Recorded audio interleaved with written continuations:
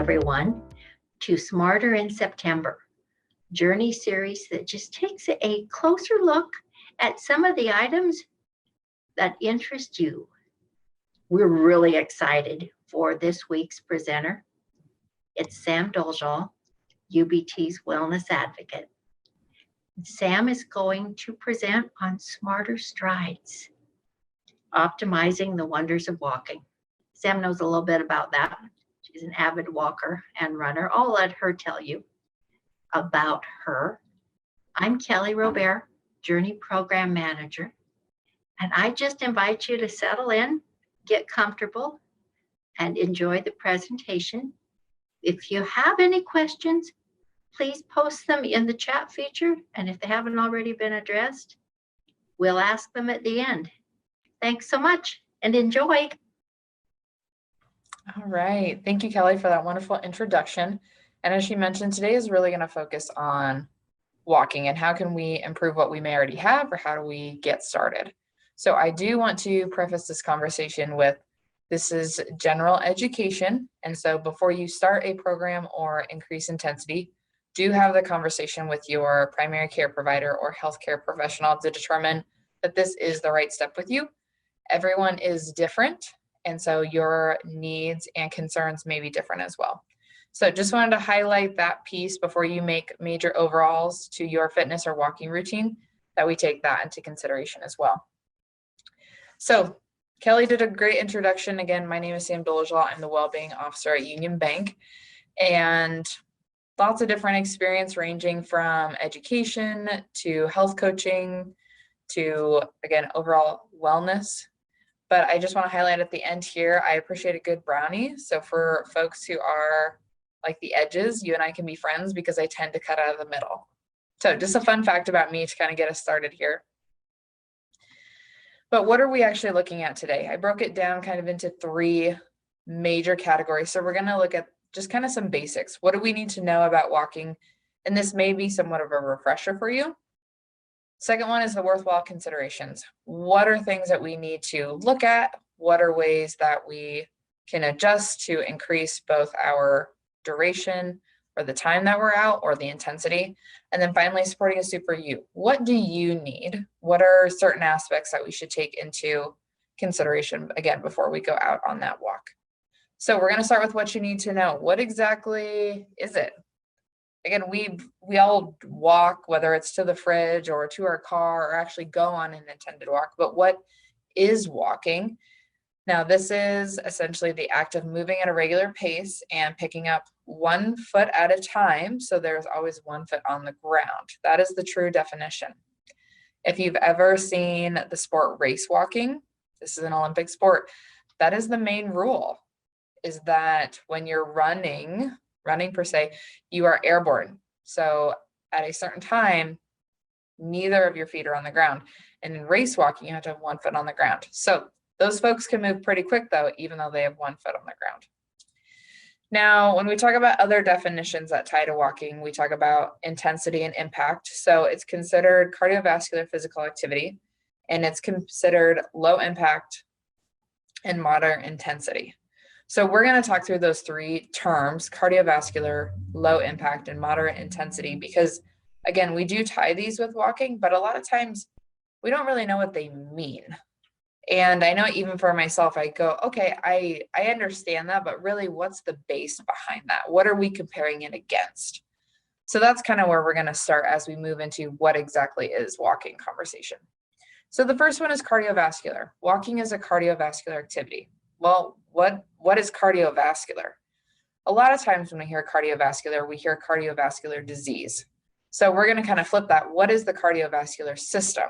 Because that's what walking works. Cardio translates to heart, vascular translates to blood vessels. So we're looking at the heart and all the vessels that support it. This can also be inclusive of your lungs as well, but we're kind of talking that system that, again, moves blood from your lungs, where it's oxygenated, down to those muscles that need the oxygen and nutrients. As you can kind of see on the picture on the right, so the red would be oxygenated blood moving to those muscles, those joints, those structures that need the oxygen, and then blue is moving back to the lungs to pick up more oxygenated blood or oxygen, And then that pump is making the whole system actually run. So when you're walking, it is helping to improve the system. And you may be thinking, okay, what do you mean improve this system? Because it already works, right? And it does work. Again, we walk to our fridge, we walk to our car, we go on an intended walk. So it is already working. But when we walk, the system becomes more efficient and it becomes better at what it does. So not only may you say, hey, I'm getting faster or I'm able to go longer, but this system is getting better at what it does too.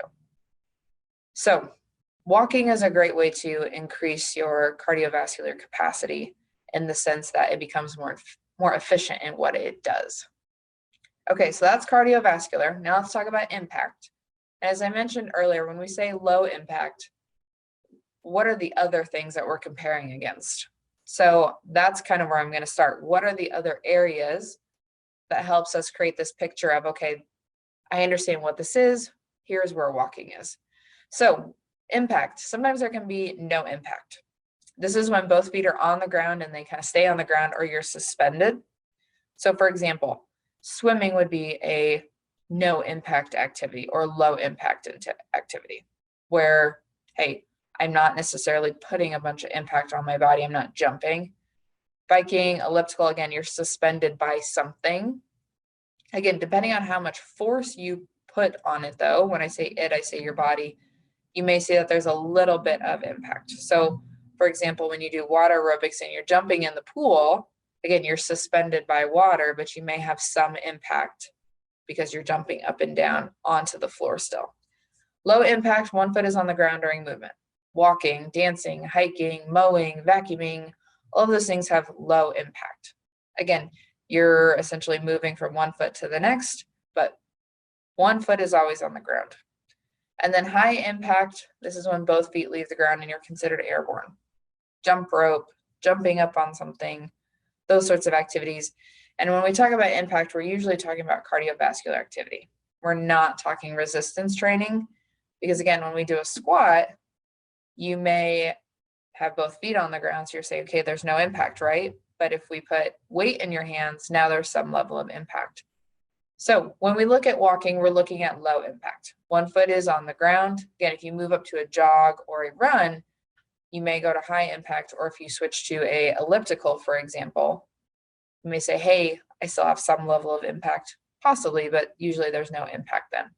So that gives you kind of a high level range of when we say walking is low impact, this is the spectrum that they're putting it on. So we've done cardiovascular, we've done impact. Now we're going to look at intensity. And as I mentioned earlier, walking is usually classified as moderate intensity. So the picture on your screen is looking at a graph from a research article that does a really nice job of overlaying essentially intensity levels against different activities. So we are specifically going to look at the highlighted ones. So the first one underneath light intensity is household walking. This would be, again, you're walking to the fridge, you're walking out to the garage to get something. Maybe you're walking down the sidewalk to get the mail. That's a light intensity. So we're looking at a 2. Next one is walking. So this would be those intended walks where you're actually going outside and intending to go on a walk. We're looking at more of a 4. And you can see we have that light intensity up above in orange and then moderate intensity in red, where, again, you can see that this can be a spectrum depending on, are we trying to walk really fast? Or are we just, going on a walk with one of our friends and chatting along the way?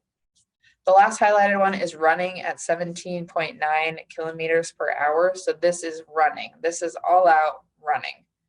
And that's on the far end of our screen in the high intensity. But that gives you an idea of how intensity works along a spectrum. And again, for most of us, we're looking at moderate intensity. So being able to walk at a pretty good clip, but not so fast that we feel like we're running or out of breath. But again, we're not just walking to the mailbox to get the mail. So when we talk about definitions of walking, what do these actually mean? Hopefully this gave you an overview of why they are classified the way that they are, along with the other variations that could come into play. Okay, now the question always comes up, how much should I do? What should I do? And I looked at 2 different kind of recommendations, because when we strictly talk walking, there really isn't a true recommendation.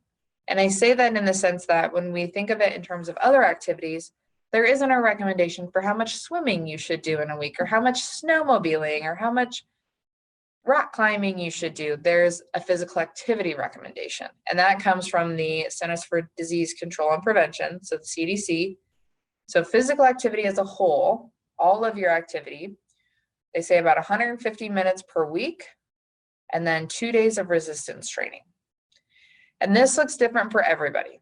So it could be your walking, it could be your water aerobics, it could be your dance class, it could be the vacuuming, it could be the gardening, it could be the push mower. There's lots of things that fall underneath physical activity. So that is the physical activity recommendation. Now the walking recommendation, again, as I mentioned earlier, there isn't a true walking recommendation, but most of us think 10,000 steps. If you actually look into the 10,000 steps rule, this was a marketing piece that came from Japan and that we kind of stuck on. So most research says 7,500 steps is really where you're going to see a lot of benefit. More than 7,500 steps, you still have those benefits. We just don't see a significant gain in more benefits. So if we get to 7,500 steps, we're doing well.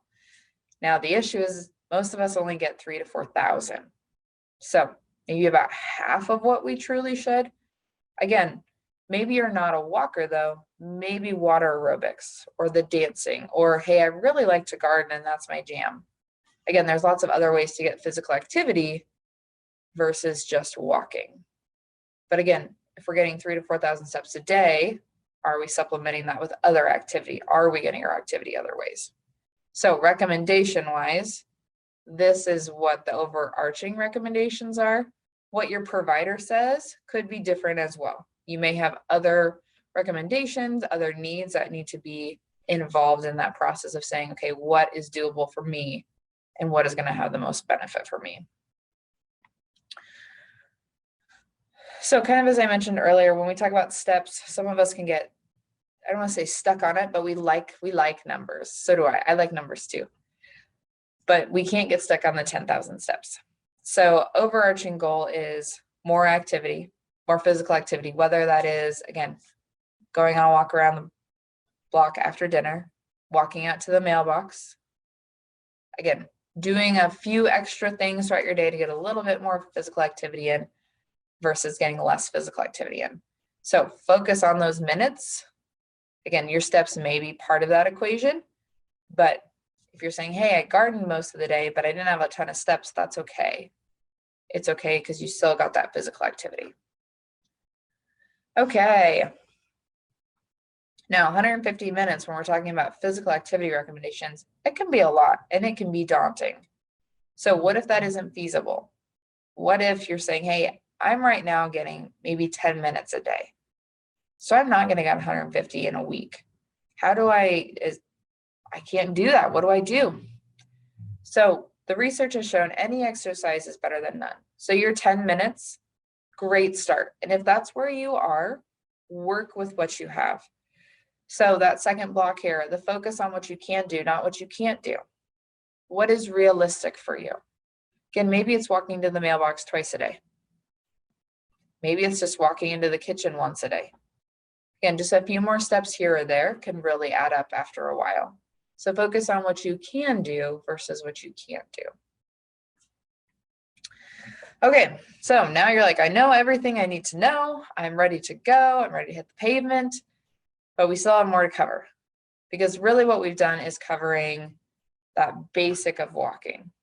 So now we're going to shift into really how can I supercharge my walks and where can I go from here, whether you've already started walking or not. And so that begins with kind of 3 different things that we need to consider. So the equipment, the spaces and places, and then safety considerations. So we'll essentially go in this order of things we need to consider before we even hit the pavement. First one is equipment. And most of us think, hey, walking, we can do this just about anywhere with very minimal equipment. And that is true. Most of the time, we can just head out our front door. We can walk in whatever shoes we have. We can walk wherever we are. This is true. We do need to consider though, what would set us up for the best walk possible. So the first one on here is applying sunscreen, being considerate of, hey, am I properly set to go outside if it's warm out or if the sun is shining? Do I have sunscreen on? And am I properly hydrated? Am I ready to go outside on a walk? Along with comfortable clothes and then supportive shoes that are designed for physical activity. So as comfortable as your sandals may be, are they true walking shoes? Are they comfortable to walk in? Do they support you? So that's kind of the first part of the equipment. I really liked this photo from the American Heart Association, just because it kind of points out that you don't have to have overly expensive shoes. You don't necessarily have to go drop, $100 on a pair of shoes. We're just looking for a shoe that is comfortable for you and that is supportive for your walk. Similar to if you were going to go to a dance class, you may want to buy dancing shoes so that they were supportive and designed for the activity. Same thing with walking. We want to make sure that we're in shoes that are supportive and that are designed for the activity that we're going to be doing. So just kind of a high level that these resources do exist. And just with a little bit of digging, you might be able to find, okay, what are some things I need to be looking for, or where do I start? So it kind of just does a nice job of pulling that all together for us. Okay, the second one, spaces and places. So I'm going to pause here, a little bit of interaction. Where do you like to walk, or what places call to you? So you can throw this in the chat. Again, you don't have to be super specific, whether it's you're just a walk around the neighborhood, a local trail, maybe you went somewhere on vacation that you're like, it was just awesome. Just throw those in the chat. As you're typing those into the chat, I will just list off a couple of my favorites, and then we'll talk about what's in the chat. But I know just at home, being able to just walk, enjoy right like now with the nice weather, the changing colors is always nice. I will say too, when I go on vacation, I was recently in Orlando, and just going on a walk and really getting to see like the trees are different and the grass is different and how they function, how people function is just different. So that was kind of fun activity for me to explore. All right, also in the chat, my neighborhood outside, local park, Holmes Lake. So in Lincoln, different bike trails. Again, everyone kind of has their own jam when it comes to walking. And sometimes it's nice to shake it up, or sometimes you like just kind of what you have. So we'll talk through different ways to make the tried and true path you have a little bit different, along with how to try out a new path. But again, everyone's a little bit different. And our chat just kind of showed that everyone has their different thing. I'm very much an outside walker too. Okay, so when we talk about spaces or places, I wish I could walk like on the beach or in this awesome forest most of the time. My home does not look this way. I would have cottonwood trees and gravel, but just kind of giving you an idea, it can look different for everybody. Okay. Whoops, let me go back. So what are the things we really need to have though, before we start heading out? And first one is even and clean sidewalks or trails. Making sure that when we're going, that there's not really uneven sidewalks. I know there's been a couple times, even when I'm on my bike, that I'm like, whoa, that is really uneven. Could take a pretty good spill there. So just being eyes up, noticing, okay, if this trail is uneven, or man, there's some really big holes, do I truly want to take this path often? Available during daylight hours or well lit during the evenings, what is available to you? And whether it's night or day, what can you realistically access and be safe? Again, being able to see where you're going as well as folks being able to see you. So we'll talk about that more here in a little bit. Suitable to your needs. What works for you? Are you willing to drive? Do you want to be able to walk out your back door and hit the trail, hit the sidewalk? Again, what's going to work for you? How far do you want to get away from home? Do you want to just make a couple loops around your block? Or do you want to take one big loop and come back? So thinking about that piece, a break space or out is what I call it. So whether do you need some benches that you just kind of, okay, I'm just going to take a 10-minute break and then head back. When I say out, because I've done this before myself, is gotten too far. didn't realize it was getting dark or it was going to start raining? Is there a place where somebody could pick you up? Or are you getting so far out that you would have to come back that way? So I'm thinking of some parks where you go out and there's no roads nearby, where again, if you were to needed to come back, you'd have to come back on that same trail. So is there an out? Again, if you need it picked up, or like, hey, I need to take the shortcut home, is that realistic for you? And then finally, what's personally appealing? Do you prefer to be, along busy streets? Do you prefer to have nature and quiet? Whether even if it's in your basement on the treadmill, again, what works for you? What's kind of your ideal situation? So looking for these 5 things to kind of pin down, what do I need? What do I want? What's realistic for me? Okay, let's say that you need a new space. We have these tried and trues. We've kind of seen some of them in the chat where, hey, these are my places. This is where I go. When we're looking for a new spot, drive through your possible options if you can. And when I say that, just kind of see, okay, do my sidewalks look pretty flat? Are there lights? Are there benches? Is there a water fountain? I know when I'm walking our Too Many Aussies, they need water, especially when it's really hot. So kind of planning my route. Okay, is there water along the way? And if there's not, then I need to take water with me. Or, okay, we're going to just take a couple smaller loops. They don't know the difference. They are perfectly fine taking smaller loops. So if they get too hot or it starts to rain or something, we can come back and it's just a little bit closer to home. Also taking into consideration parks, trails. There are lots of communities with tons of amenities when it comes to outdoor spaces. So kind of taking a peek at those. I know specifically around Lincoln, there are lots of spaces where you can drive, park, and then walk from there. And that may not be your jam. It may be something you like to explore. But again, just take a peek, see if that's something you like to do. And then finally, if you like what you have in your backyard, try going the opposite direction. I know even if I just walk on the opposite sidewalk, I'm always really surprised about the different things that I notice. Visit your local track. If there's a high school nearby or a college, are you able to walk on their track? And my last one is, going somewhere where you can do a little bit of window shopping. So kind of just take that walk. They usually have pretty nice sidewalks, well lit, and you can go during the day and maybe you can pick up a thing or two. I also know too, I can't buy anything too big because I got to carry it. But those are just some ideas to kind of spice up what you currently have. All right, so I mentioned Lincoln, since that's where we're based, just kind of a few ideas. And again, you may have ones closer to home for you. So first one on the left is Pioneers Park. So I mentioned earlier, some of these can go out pretty far and you can see that there's no roadway following them. So is that something that's realistic for you? Or would you like the out? But you can see here where the drinking fountains are marked, the parking areas, the woodlands and wetlands are also marked on here. So that's an option. And then on the right is the bike trail system of Lincoln.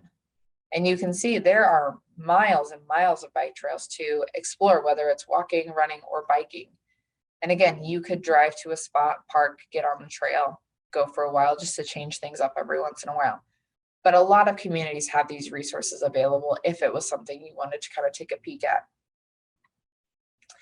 All right, so I did want to kind of keep on that Lincoln fold. Just some fun facts about walkability is what it's called. So the ACSM, American College of Sports Medicine, each year does a American Fitness Index.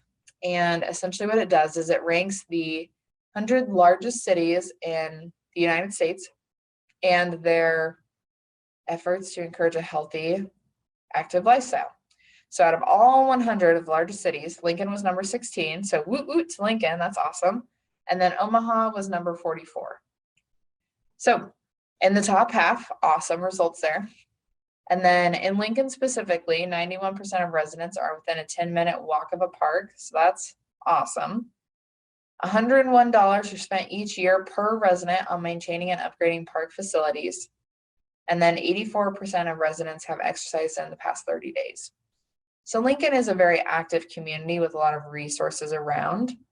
And again, these are looking at the largest cities in the United States, but your community could also have some great resources available and just those amenities that are available to you. So take a peek, check them out, but just a little bit of hoorah for Lincoln and the cool things that they're doing here to support those healthy and active lifestyles. Okay, so now we're moving into kind of that last part of what do we need before we hit the pavement, and that's safety precautions. And these are all kind of things that we probably do unconsciously, but this is kind of bringing them to life. So I put up some questions up here. Before you head out the door, ask yourself these below questions, and I'm just going to highlight a few. The first one is, does someone know where I am going or what time I have left? And whether that's a note, a text, a phone call, whatever it might be, but let someone know where you are going and when you have left. So should you not return or should you get lost, at least somebody knows, okay, they went for a walk at 4, it's now 6:30 and they're not back. Again, emergencies can happen, unexpected events. Maybe you park somewhere, you left your phone in the car, you get back, oh, I dropped my keys. They're somewhere along the trail and I can't find them. I can't call anybody. Again, those sorts of things do happen. So letting somebody know, again, whether it's just a text to a friend, hey, I'm going on a walk, or you leave that note, hey, I left at this time and I'm going here. So the other one I want to point out is the am I dressed properly?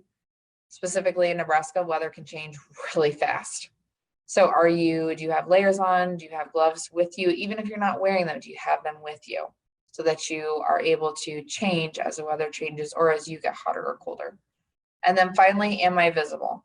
You may be able to see oncoming cars. You may be able to see other pedestrians, but can they see you? And I will say most of my wardrobe is black, and it's very fitting for today because I'm in all black pants on too. And I have been told before, I couldn't see you when I go out and walk the dogs at night, and they have teal vests that they wear so that they are visible.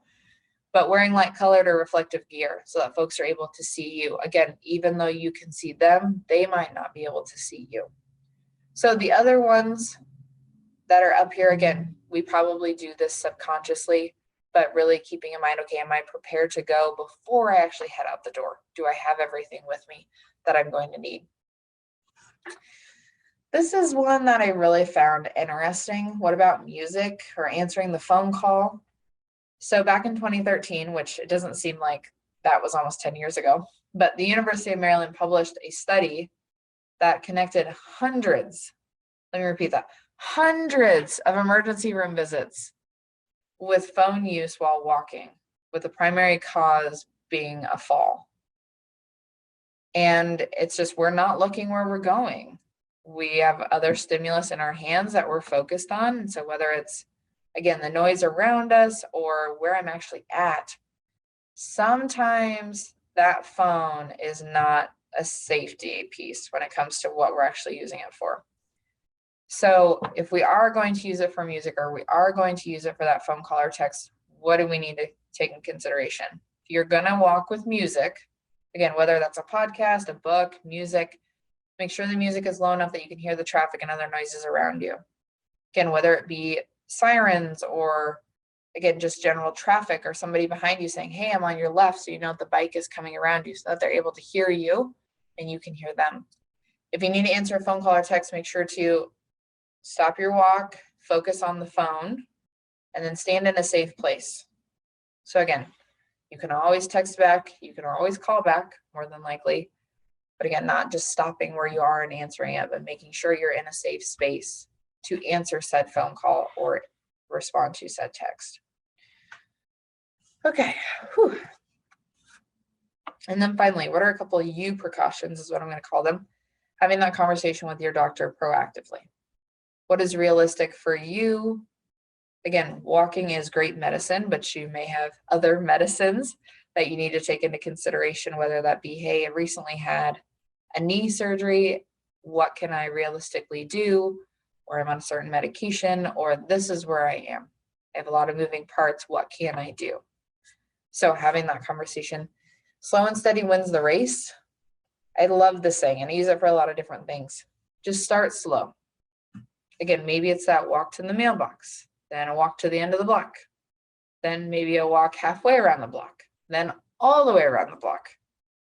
But just, again, slow and steady, start it easy. We don't want to end up with an injury and we don't want to end up to the point of not liking it. So just nice and slow. And then finally, do what works for you to fill your cup. So you have lots of physical activity options, not just walking, and you don't have to stick to just one option. Maybe one day it's a walk. Maybe the next day you go to a group fitness class. Maybe the next day you go on a bike ride with your husband. There's lots of different options out there for you, so do what fills your cup. But again, being physically active is the ultimate goal. How can we stay physically active, meet our needs, both physically and emotionally? Okay. So I love this photo. I don't know, I couldn't tell you why, but I love it. What if you're already a walker? What if you are gung-ho, you are prepared, you've asked yourself all those questions. How do I improve my walk? Whether it's increasing the intensity or increasing the length. And there's a couple different ways we can go about this. So really it starts with, where am I at right now?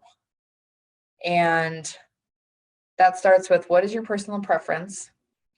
What is your current standing? Really kind of developing that baseline of where am I and where do I want to go? Are you the individual who wants a 30-minute walk and you don't want to go on a walk much longer than that? Or are you the person who I really like this pace and I'm fine with making it longer? So overarching recommendation is to increase intensity, how hard we're working, or distance. So that's time or length, not both. So if one week you're walking a mile in 20 minutes, the next week, you know what, I'm going to walk 2 miles in 30 minutes. That's going to be really hard to do. And you may find the next day you're very sore and that walk wasn't very much fun. So we like to do one or the other, increase the distance a little bit or the time we were out a little bit, or increase how hard it was, but not doing both at the same time.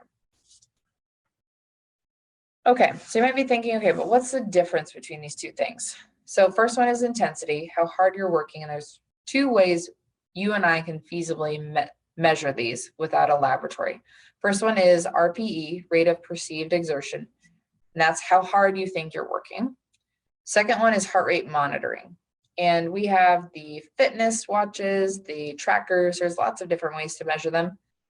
You could also do that in a lab, but for our sake of this conversation, we're going to talk from that fitness tracker standpoint. Length or distance, how far, how long you've been walking. This one is a little bit easier in the sense that we could do this, how many blocks we walked, just your simple watch, how long have I been out. Those are a little bit easier to calculate as far as how far, how long I've gone. Okay, so we're gonna kind of kick back here a little bit and we're gonna talk about that intensity specifically. Okay, I wanna increase intensity. Let's talk about, how do I know what intensity I'm at right now? Getting that baseline. So rate of perceived exertion. And we're gonna follow modified RPE. So that's 0 to 10. So that's kind of that middle column. And then you can see the breathing, and it kind of gives you an idea of what it might look like for you. So if you're going on a walk with friends, you're probably at kind of that 2, maybe a 3. Again, a little bit harder pace, but you can still comfortably have a conversation. And then max heart rate it's probably somewhere between 60 to 70%. So if your maximum heart rate is 200, you may have beats per minute of 120. That would be 60%. And again, this might look a little bit different for everybody, depending on where you are currently, but that gives you an idea of, okay, rate of perceived exertion. You're outside walking, you're like, okay, I'm working pretty hard. It's probably a 3 or a 4. Most of us don't like to get into the 8, 9, 10. That's very hard. We can't do that very long. And the way I like to think about this is we can probably hit cruise control for 0 to 6, right? We can kind of hit the cruise control. But for that 7, 8, 9, 10, we're working hard. We're pushing the gas pedal all the way down or close to it to really get going. So that is one way to, how hard am I working? And that's something that you can tell yourself is, what do you think? What's your perceived exertion? What rate do you put it at? Maximal heart rate. Again, we're going to talk about this from the fitness tracker standpoint. Many of them can tell you this is your heart rate right now. And when we say maximum heart rate, it's usually a percentage. So we take 200 minus our age. That's kind of general recommendation. So for 20, the maximum heart rate that a 20-year-old could possibly have is 200. So if they wanted to go to 85% of their max heart rate, their beats per minute would be 170. Now you can see as we get older, that maximum heart rate goes down. So 220 minus your age, 85, maximum heart rate is about 135. So again, 75% of your heart rate, if we're working at 75% of our max heart rate, that's 101 beats per minute. Again, we might be thinking, okay, for somebody who's 20, that's nothing. But for the 85-year-old, that 101 is at 75%. So that is also another option. I would recommend, if you're talking maximum heart rate, to work with a certified health professional, personal trainer, strength coach, doctor, nurse, somebody who's able to help you really pin down what is going to work best for you. That rate of perceived exertion is a little bit easier for us to do in the moment, saying, okay, this is how I feel right now. Oh, that's kind of good. Or do I want to kick it up a notch? So that's when we talk about intensity. How do I increase this now? Again, we're talking about how hard my walk is. If I want to make it a little bit harder, you can add in stairs or hills, inclines. Again, if you're walking somewhere steep, I think Omaha specifically, Omaha, Nebraska, they have lots of hills. That would be one way to increase intensity. Taking a new trail or space to add variety. Even if it's not overly hilly with a lot of upclines and declines, just something different can make it a little bit harder. So again, our bodies get used to what they're doing after a while. And so when we add in any sort of new variety, they have to work a little bit harder. And the last one is, I call it a block walk, but you increase the intensity to a 6. So again, that RPE, move it up to a 6. So we're breathing a little bit heavier, probably can't hold a conversation for very long for 1 block, and then decrease to a 3 for 2 blocks. And then you repeat this at intervals that suit you. So kind of just moving up and down and how hard we're working. Walk a little bit faster for this block and then slow it down for the next. So that's a few ways that you could increase intensity. Now, as we talk about the actual duration, whether that's time or distance, sometimes the question pops up, well, which one's better? Should I go for 30 minutes or should I go for 2 miles? Does it really matter? Research says do a little bit of both. So sometimes go for that 30-minute walk. Sometimes you can aim for length. But again, just that little bit of variety can be helpful. So kind of balancing it out with what you do. Now, how do I add length? So if I want to go farther or I want to do more time, again, start slow, gradually add. Do a block here, maybe a block there. Again, don't increase the intensity at the same time. And then 10% is the rule of thumb. So if we normally go for a 10-minute walk, bump it up to 11 minutes, 10% versus 20. Again, 20 is doubling our 10-minute walk. Slow and steady, add a minute here, a minute there. Again, add a block here, a block there. We don't want to bite off more than we can chew. So those are different ways to add length. Now we're getting into some fun conversations. When is enough actually enough? Because there's always more and there's always farther and there's always kind of that next step, right? So there's no set amount on how much is too much. There are lots of different factors that come into play, whether that be injury, age, just your unique factors, whether it's, okay, I'm still working and I have grandkids to hang out with, and you're trying to fit in a 2-hour walk every day. That may be a flag. Okay, I could probably back off a little bit. Some red flags that are not necessarily verbal red flags, chronic swelling, soreness, or injury. If we're getting too much, your body can't keep up with that amount of stress. The walk isn't fun. You don't enjoy it. It's just one more thing on that to-do list. You find that you can't go as far or as long as previously. You don't have any rest or recovery days. So if you're able to say, okay, some of these sound like it, you may be walking too much, or there may be some underlying condition.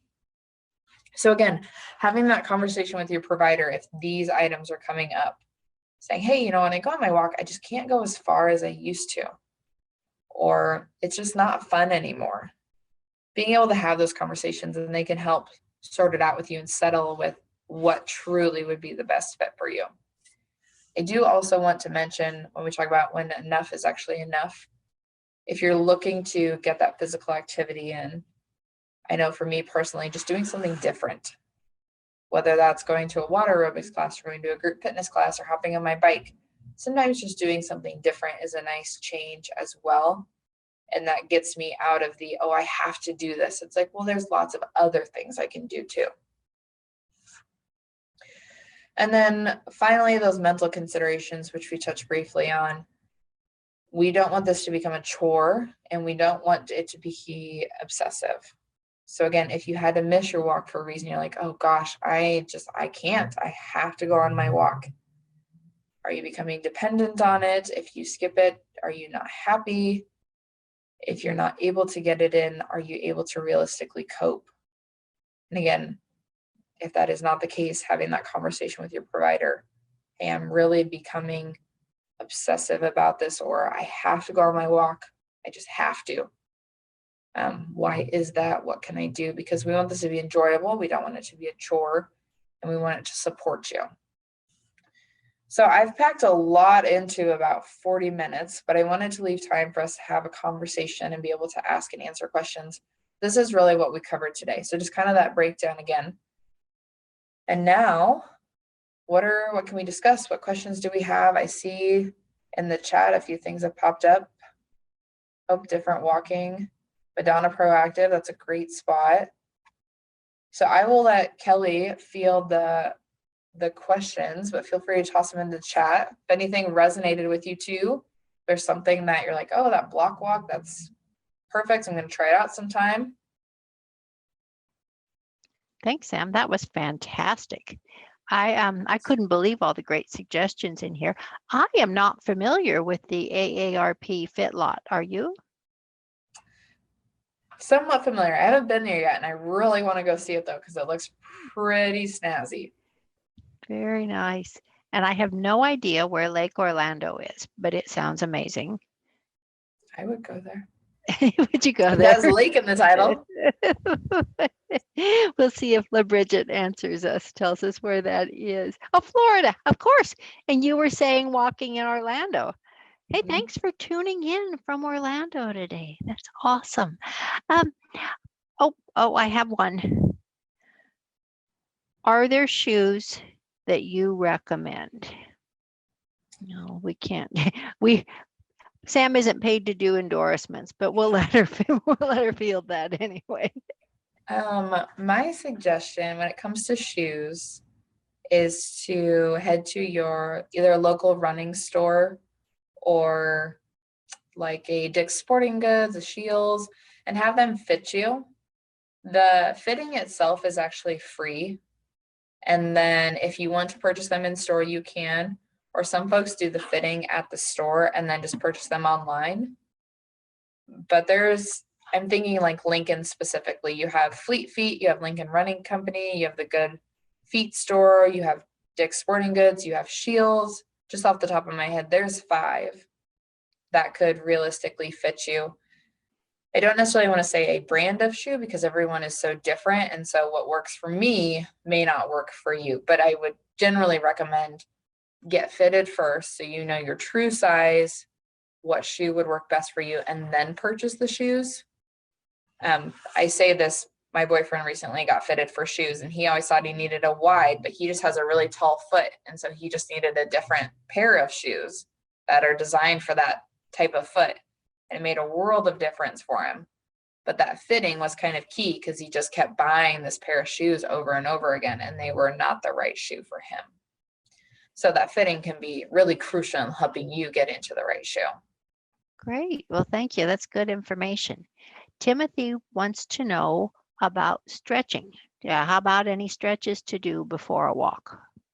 Great question. Usually, I'm going to back up here. When we start walking or start any sort of activity, we want to start with what's called a dynamic warm-up. So that's some sort of moving warm-up versus just holding and stretching. We kind of save that for the end. That's called static stretching. So whether that's kind of arm circles or just kind of slow marches in place, or again, if you're going to walk at a certain pace, starting at a little bit slower pace. And again, if you've had previous injuries, having that conversation with your doctor, is there anything I need to do prior to walking? Is there something specific for me I need to keep in mind? But ultimately, we're looking at getting our body warm and moving. So that static stretching, for example, okay, I'm going to stretch my wrist and we just hold.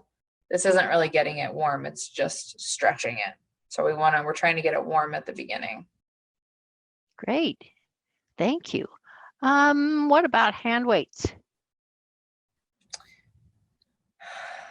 They do make, well, I'm going to back up here. They make Velcro weights that can go on your wrist and feet, or around your wrist and ankles. Generally, they recommend not holding anything. Should you fall, you're able to catch yourself. So the Velcro can be nice. They don't recommend going too heavy though, because you don't want to compensate. You don't want to necessarily mess up your form because you have this weight. So I would suggest, okay, start with like a 1 pound weight if you're going to do that, and see, okay, is this realistic for me? Do I like this? And everybody's a little bit different, but they are an option and they are realistically available. So it's something you could order for probably less than $25.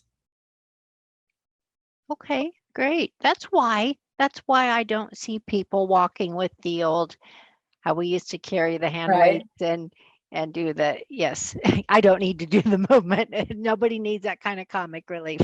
Okay. Well, I think that is, let me check the chat box one more time. I think all good questions. I think those are the last of the questions, Sam. I thank you so much for being here today, for your expertise and just your fun presentation.